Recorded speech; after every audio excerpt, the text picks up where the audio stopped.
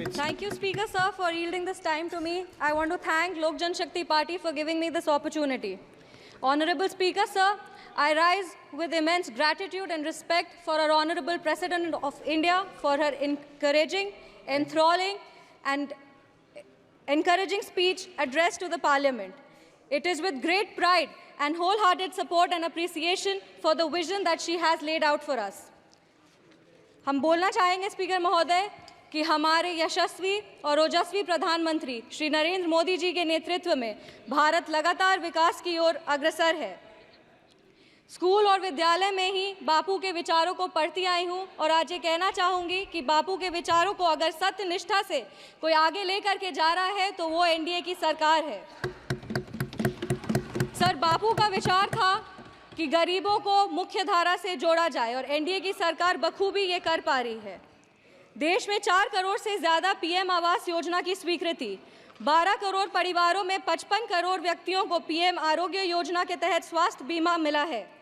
25 करोड़ लोगों को multi dimensional poverty के बाहर लाया गया है सर, और 80 करोड़ आबादी को पीएम गरीब कल्याण अन्न योजना के तहत लाभ लगातार मिल रहा है। एनडीए की सरकार ने बिना धर्म जात पूछे गरीबों का उत्थान किया है और उत्थान के लिए लगातार काम कर रही है।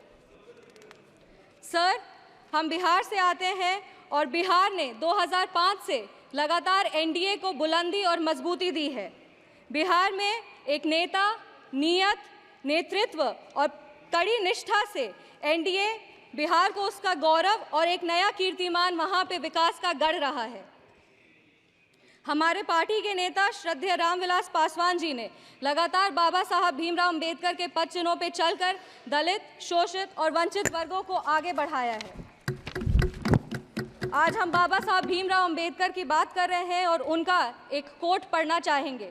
I measure the progress of a community by the degree of progress which the women have achieved. सरकार ने वुमेन रिजर्वेशन एक्ट दे करके 33% आरक्षण दे करके संसद में महिलाओं के आवास को ना सिर्फ बुलंदी दी है बल्कि उनके अधिकारों की भी लड़ाई लड़ी है। लखपति दीदी की योजना, उज्ज्वला योजना और महिलाओं को मुद्रा लोन दे करके महिलाओं की आर्थिक स्थिति को मजबूत किया गया है।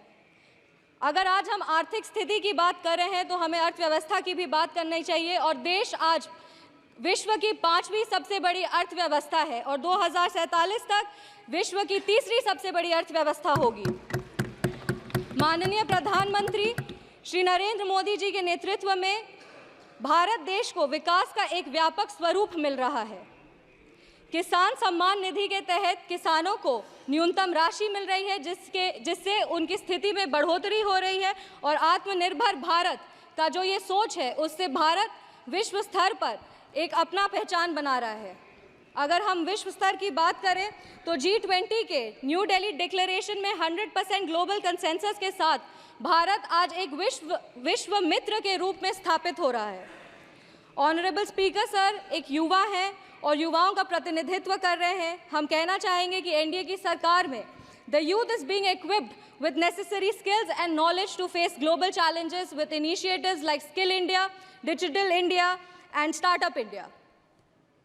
सर, बिहार के युवाओं की लगातार एक मांग रही है कि बिहार को विश्व राज्य का दर्जा मिले। बिहार का प्रतिनिधित्व कर रहे हैं, इसीलिए हम हमारे माननीय प्रधानमंत्री जी से अनुरोध करेंगे कि इसके लिए अगर नीति आयोग में कुछ बदलाव किया जाए तो उस पर उनकी विशेष दृष्टि हो और बिहार को भी आगे बढ़ने का सामान्य अधिकार मिले।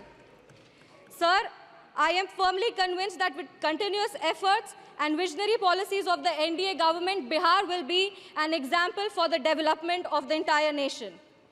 I want to reaffirm our commitment and Lok Jan Shakti Party's commitment to NDA's leadership और हम अपने राष्ट्रीय अध्यक्ष श्री चिराग पासवान जी को भी धन्यवाद देना चाहेंगे कि आज उनके वजह से बिहार के महिलाओं को और युवाओं को भी आवाज़ मिल रहा है।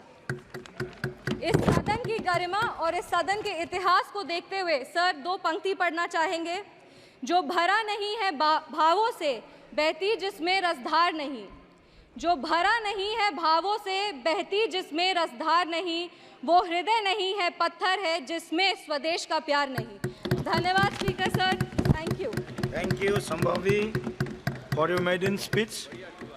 Now, G. Thanuja Rani. Sushri G Thanuja Rani. Next, absent. Shri Abhay Kumar Sinha ji. Abhay Kumar Sinha ji.